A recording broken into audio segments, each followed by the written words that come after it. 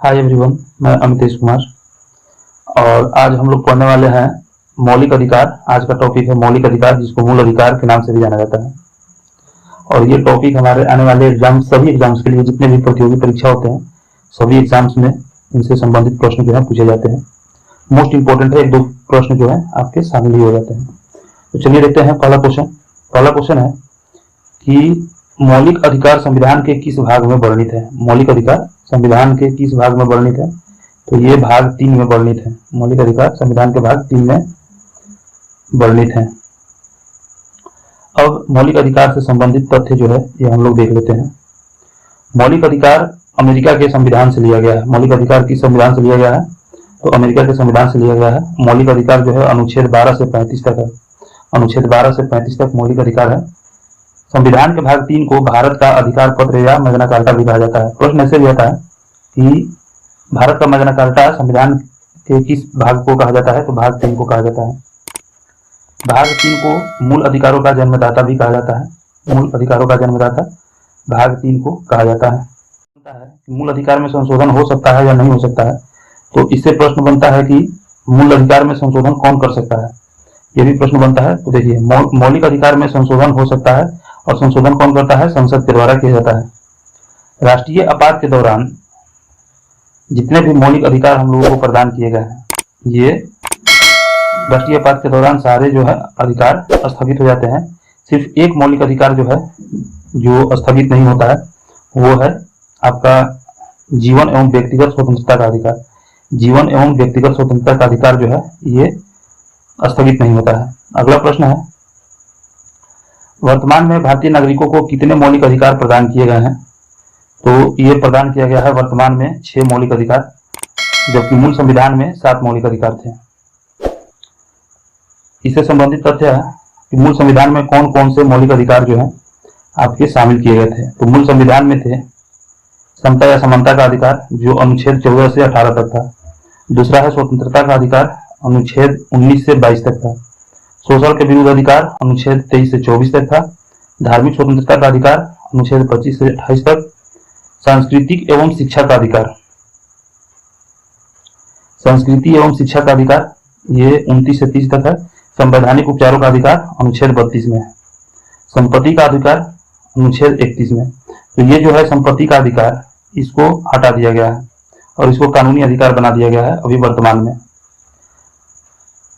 अगला है तथ्य जो संपत्ति का अधिकार है उससे रिलेटेड, कि 44वां संविधान संशोधन 1978 के द्वारा संपत्ति के अधिकार को कानूनी अधिकार बना दिया गया अनुच्छेद 300A के तहत। ये इंपॉर्टेंट जो है, कई बार एग्जाम्स में पूछे गए हैं। ये क्वेश्चन इंपॉर्टेंट है, कई बार एग्जाम्स में पूछा गया है। अगला प्रश्न है, मूल अधिकार मूल कहलाते हैं क्यों? मूल अधिकार को या मौलिक अधिकार को मूल कहा जाता है क्यों? क्योंकि ये मानव के प्राकृतिक और अप्रतिदेय अधिकार है। ये मानव के प्राकृतिक और अप्रतिदेय अधिकार है। अगला प्रश्न है, भारत के संविधान में मौलिक अधिकार किसका हिस्सा था? तो मूल संविधान का हिस्सा था। ये दिया हुआ है ऑप्शन। चौथे संशोधन द्वारा जोड़ा गया, संसद में 1952 में जोड़ा गया, 42वें संशोधन द्वारा जोड़ा गया। तो ये आपका जो है मूल संविधान का हिस्सा था। मौलिक अधिकार जब संविधान बनाया गया उस संविधान का हिस्सा था। अगला प्रश्न है, मूल अधिकारों को लागू करने का दायित्व किसे है? तो मूल अधिकारों को लागू करता है सर्वोच्च न्यायालय और उच्च न्यायालय दोनों। मूल अधिकारों को सर्वोच्च न्यायालय भी लागू करता है और उच्च न्यायालय भी लागू करता है, दोनों लागू करता है। अब इससे संबंधित तथ्य देख लीजिए कि मौलिक अधिकार या मूल अधिकार को कौन संरक्षित करता है, यानी उसको बचाए रखता है कौन? तो मूल अधिकारों का संरक्षक जो है ये उच्चतम न्यायालय को कहा जाता है। अगला है, मौलिक अधिकार के निलंबन का आदेश कौन देता है? तो ये राष्ट्रपति देता है। और राष्ट्रपति इसलिए देता है निलंबन का अधिकार क्योंकि जब राष्ट्रीय आपात या कोई भी राष्ट्रीय आपात लागू होता है तो राष्ट्रपति ही उसको लागू करता है। इसलिए मौलिक अधिकार के निलंबन का आदेश जो है राष्ट्रपति देता है। आपको याद होगा कि शुरू में हमने पढ़ा था कि राष्ट्रीय आपात अनुच्छेद 352 के तहत जब लागू होता है तो जितने भी नागरिकों को मौलिक अधिकार दिए जाते हैं। अच्छा, मौलिक अधिकार जो है ये नागरिक अधिकार है, ये भी ध्यान रखिएगा। मौलिक अधिकार क्या है? नागरिक अधिकार। और मौलिक अधिकार जितने भी प्रदान किए जाते हैं राष्ट्रपति के द्वारा दिए जाते हैं। राष्ट्रपति जो है मौलिक अधिकारों का निलंबन कर सकता है, वो भी कब? जब राष्ट्रपति शासन लागू हो या राष्ट्रीय आपात लागू हो। अगला है मूल अधिकारों पर आवश्यक प्रतिबंध लगाने का अधिकार किसको है? तो ये संसद को है। मूल अधिकारों पर प्रतिबंध लगा सकता है, ये संसद प्रतिबंध लगा सकता है। मूल अधिकारों को परिवर्तित करने की शक्ति किसे है? तो ये उच्चतम न्यायालय को है। ये तीनों क्वेश्चन जो है आपके एग्जाम्स के लिए मोस्ट इंपोर्टेंट है, वीवीआई है, और सभी एग्जाम्स में बारी बारी से ये प्रश्न आते रहते हैं। अगला क्वेश्चन है मौलिक अधिकारों का निलंबन कौन कर सकता है? मौलिक अधिकारों का निलंबन जो है ये राष्ट्रपति कर सकता है। अभी हम लोगों ने पढ़ा कि मौलिक अधिकारों को हटा सकता है, तो कौन? राष्ट्रपति हटा सकता है। अगला प्रश्न है मौलिक अधिकारों के बारे में सुनवाई करने का अधिकार निम्न में से किसको प्रदान है? तो मौलिक अधिकारों के बारे में सुनवाई करने का अधिकार जो है ये उच्चतम न्यायालय को भी है, और उच्च न्यायालय को भी है, और सर्वोच्च न्यायालय को भी है। लेकिन यहाँ पे ऑप्शन के अनुसार देखा जाए तो सबसे बड़ा न्यायालय जो है ये सर्वोच्च न्यायालय है, इसलिए इसका अभी वर्तमान में आंसर सर्वोच्च न्यायालय हो जाएगा। लेकिन अगर ऑप्शन में सर्वोच्च न्यायालय न दिया रहे और बाकी दिया रहे, जैसे जिला न्यायालय हो गया, दिया रहे, तो इसमें उच्च न्यायालय हो जाएगा। दोनों न्यायालयों को सुनवाई करने का अधिकार है, लेकिन अगर ऑप्शन में सर्वोच्च न्यायालय दिया है तो सर्वोच्च न्यायालय को शामिल किया जाएगा। अगला प्रश्न है कि समानता का अधिकार भारतीय संविधान के किन अनुच्छेद में दिया गया है? समानता का, तो अभी हम लोगों ने पढ़ा था समता या समानता का अधिकार जो है भारतीय संविधान के अनुच्छेद 14 से 18 में दिया गया है। भारतीय संविधान के अनुच्छेद 14 से 18 में समता या समानता का अधिकार हमारे नागरिकों को प्रदान किया गया है। अब जितने भी 14 से 18 के बीच में अनुच्छेद आते हैं उनके बारे में हम लोग देख ले रहे हैं। अनुच्छेद 14 जो है विधि के समक्ष समता का अधिकार है। विधि के समक्ष समता का अधिकार का मतलब है कि कानून के सामने सब लोग जो हैं बराबर हैं, कानून के सामने सभी लोग बराबर हैं। दूसरा है अनुच्छेद 15। अनुच्छेद 15 जो है ये धर्म, नस्ल, जाति, लिंग या जन्म स्थान के आधार पर भेदभाव का निषेध करता है। अनुच्छेद 15 धर्म, नस्ल, जाति, लिंग या जन्म स्थान के आधार पर भेदभाव का निषेध करता है, यानी किसी भी आधार पर कोई लोग एक दूसरे के साथ भेदभाव न कर सके। अगला अनुच्छेद है अनुच्छेद 16 लोक नियोजन के विषय में अवसर की समानता। जैसे कि कोई पद होगा जिसपे सर्विस निकला हुआ है तो सबको समान अवसर दिया जाए, इसके विषय में है। अगला है अनुच्छेद 17 अस्पृश्यता का अंत। तो अनुच्छेद 17 यानी छुआछूत का अंत है, कोई बड़ा जाति है, छोटा जाति है, तो ये छुआछूत का अंत जो है अनुच्छेद 17 में है। और एक अंतिम जो है अनुच्छेद 18 है, जो गलती से यहाँ पे लिखा गया है, ये मिस राइटिंग हो गया है यहाँ पे। अनुच्छेद 18 जो है ये उपाधियों के अंत से संबंधित है। अनुच्छेद 18 14 से 18 था, अनुच्छेद 18 उपाधियों के अंत से है। इसमें आपको जैसे पहले के राजा महाराजा अपने नाम के पहले महाराजा ये महाराजा वो लगाते थे, तो वो सब उपाधियां जो है उसको हटा दिया गया है, और उपाधियां सिर्फ सैनिक और विद्या से संबंधित जितने भी क्षेत्र हैं उसमें प्रदान किए जाते हैं। बाकी किसी को उपाधि लेने का अधिकार नहीं है। जैसे कि आपका भारत रत्न हो गया, ये उपाधि से सम्मानित किया गया है किसी को, या राष्ट्रपति सम्मानित कर सकता है। तो अनुच्छेद 18 में उपाधियों का अंत किया गया है। अगला प्रश्न है संविधान के निम्न अनुच्छेदों में से कौन विधानसभा पर पूर्ण नियंत्रण लगाता है? तो ये अनुच्छेद 14 जो है विधानसभा पर पूर्ण नियंत्रण लगाता है। अगला प्रश्न है कि विधि के सामने समानता का अधिकार है, तो विधि के सामने समानता का अधिकार जो है ये अनुच्छेद 14 से 18 में है। ये नागरिक अधिकार है, विधि के सामने समानता का अधिकार। अगला प्रश्न है संविधान के किस अनुच्छेद के प्रावधानों के अंतर्गत भारत सरकार द्वारा भारत रत्न, पद्म विभूषण और पद्म श्री आदि अलंकरण प्रदान किए जाते हैं? तो यह भी हमने बताया अनुच्छेद 18 में दिया गया है कि इनको भारत रत्न, पद्म विभूषण, पद्म श्री उपाधि से सम्मानित किया जाता है, तो यह अनुच्छेद 18 हो जाएगा। अगला प्रश्न 1955 में पारित अस्पृश्यता अपराध अधिनियम को वर्तमान में किस नाम से जाना जाता है? तो छुआछूत वाला था जो अनुच्छेद 17 में है, 1955 में पारित किया गया था, और इसको किस नाम से जाना जाता है? तो ये जाना जाता है नागरिक भेदभाव संरक्षण अधिनियम के नाम से। अगला प्रश्न है स्वतंत्रता का अधिकार संविधान के किस अनुच्छेद में वर्णित है? दूसरा था स्वतंत्रता का अधिकार, पहला था समता या समानता का अधिकार अनुच्छेद 14 से 18 में, दूसरा है स्वतंत्रता का अधिकार, ये अनुच्छेद 19 से 22 में है। स्वतंत्रता का अधिकार 19 से 22 में है।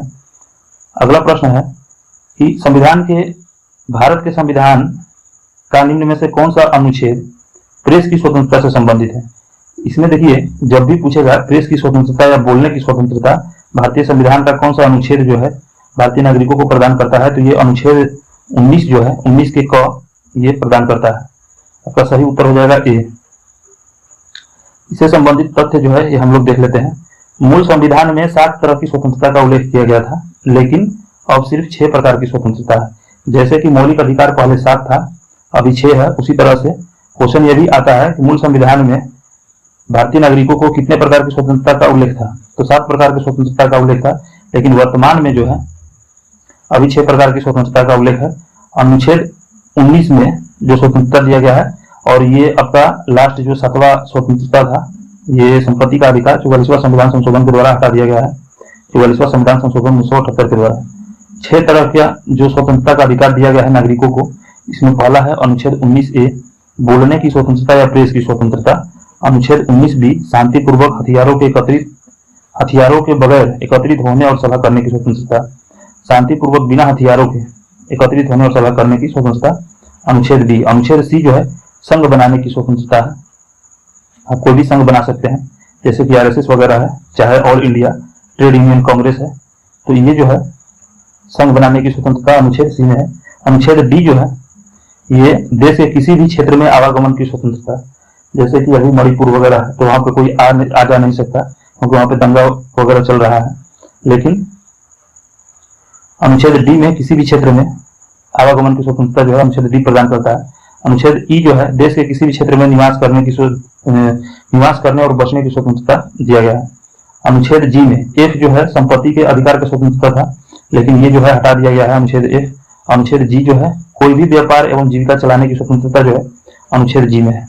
तो इससे संबंधित प्रश्न जो है आपके इस तरह से पूछे जा सकते हैं कि संघ बनाने की स्वतंत्रता संविधान के किस अनुच्छेद में है, और आपका ऑप्शन दे देगा अनुच्छेद A, अनुच्छेद B, अनुच्छेद C। तो इस तरह से आपको करना होगा। अगला प्रश्न देखिए, मौलिक अधिकारों के अंतर्गत कौन सा अनुच्छेद बच्चों के शोषण से संबंधित है? बच्चों के शोषण से कौन सा अनुच्छेद संबंधित है? तो अनुच्छेद 24 जो है ये बच्चों के शोषण से संबंधित है। अगला प्रश्न है, कारखानों या खानों में कोई व्यक्ति नियुक्त नहीं किया जा सकता जब तक कि उसकी आयु कम से कम कितनी हो? तो कम से कम उसकी आयु 14 वर्ष होनी चाहिए। 14 वर्ष से ऊपर, 14 वर्ष से कम उम्र की बच्चों को नियुक्त नहीं किया जा सकता। 14 वर्ष से ऊपर की उम्र के बच्चों को नियुक्त किया जा सकता है। अगला है, संविधान के किन अनुच्छेदों में शोषण के विरुद्ध अधिकार वर्णित है? तो शोषण के विरुद्ध अधिकार जो है ये अनुच्छेद 23-24 में है, शोषण के विरुद्ध अधिकार। अगला प्रश्न है, भारतीय संविधान के अनुसार किसी भी व्यक्ति को जिसे गिरफ्तार या बंदी किया जाता है सबसे नजदीकी मजिस्ट्रेट के समक्ष उपस्थित करना होता है। कितने घंटे के अंदर उसको उपस्थित करना होता है? तो 24 घंटे के अंदर व्यक्ति को उपस्थित करना होता है। अगला प्रश्न है कि किस अनुच्छेद में कहा गया है कि किसी व्यक्ति को एक अपराध के लिए एक बार से अधिक अभियोजित या दंडित नहीं किया जा सकता? तो ये कहा गया है अनुच्छेद 21 में। अनुच्छेद 21 में। अच्छा, जैसे बच्चों के निःशुल्क शिक्षा का अधिकार जो है ये किस अनुच्छेद में है? तो अनुच्छेद 21A में है। अनुच्छेद 21A में बच्चों के निःशुल्क शिक्षा का अधिकार जो है ये दिया गया है कि किसी भी बच्चों को 6 से 14 वर्ष के बच्चों को निःशुल्क शिक्षा प्रदान किया जाएगा। अनुच्छेद 21A में है। और अनुच्छेद 24 में जो है ये बच्चों के शोषण से संबंधित अधिकार है कि 14 वर्ष से कम उम्र के किसी बच्चों को कल कारखानों में नहीं लगाया जा सकता। यह अनुच्छेद 24 में है। अगला प्रश्न है, भारतीय संविधान का अनुच्छेद 25 किससे संबंधित है? तो ये धर्म की स्वतंत्रता से संबंधित है। अनुच्छेद 25। अनुच्छेद 25 जो है भारतीय संविधान का किससे संबंधित है? तो धर्म की स्वतंत्रता से। संविधान के किस अनुच्छेद के द्वारा सिखों द्वारा कृपाण धारण करना धार्मिक स्वतंत्रता का अंग माना गया है? तो ये अनुच्छेद 25 में माना गया है। अनुच्छेद 25 में। अनुच्छेद 25 जो है धार्मिक स्वतंत्रता का अधिकार से संबंधित है। अनुच्छेद 25 जैसा कि यहाँ पे देख रहे हैं आप। किस अनुच्छेद में संवैधानिक उपचारों का अधिकार दिया गया है? तो अनुच्छेद 32 में संवैधानिक उपचारों का अधिकार दिया गया है। अगला प्रश्न है, निम्न मौलिक अधिकारों में से किसे डॉक्टर B.R. अम्बेडकर ने संविधान का हृदय एवं आत्मा की संज्ञा दी है? तो संवैधानिक उपचारों के अधिकार को डॉक्टर B.R. अम्बेडकर ने संविधान का आत्मा या हृदय कहा है। संवैधानिक उपचारों के अधिकार को, संवैधानिक उपचारों के अधिकार को इंपॉर्टेंट क्वेश्चन है। अगला है, मौलिक अधिकारों को लागू करने के लिए किसी न्यायालय के द्वारा क्या जारी किया जाता है? तो ये जो क्वेश्चन है, इस टाइप के क्वेश्चन जो है बहुत सारे बच्चे नहीं कर पाते हैं।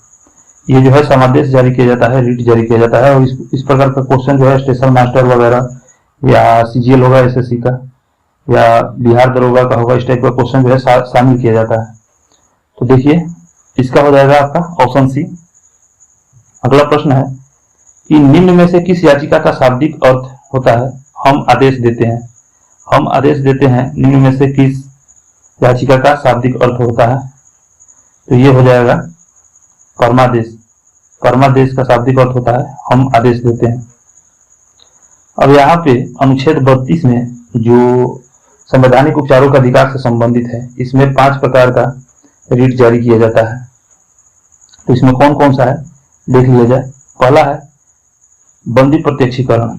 बंदी प्रत्यक्षीकरण में क्या किया जाता है कि बंदी को न्यायालय में पेश करना होता है, वो भी 24 घंटे के अंदर, और आने जाने के समय को छोड़ के बंदी को जज के सामने न्यायालय में पेश किया जाता है। दूसरा है परमादेश।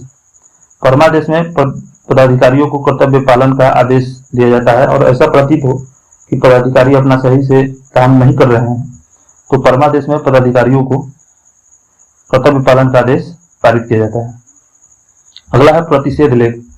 प्रतिषेध लेख जो है ये निम्न न्यायालय एवं उच्च न्यायालयों को आदेश दे कि वह इस प्रकार के अधिकार क्षेत्र से वंचित है, यानी जो मौलिक अधिकार में संशोधन करने या उसके अधिकार से मौलिक अधिकार अधिक बाहर है तो उसमें जो है प्रतिषेध लेख जारी किया जाता है कि ये आपके अधिकार क्षेत्र से बाहर का चीज है, इसमें आप जो है कोई भी निर्णय नहीं दे सकते।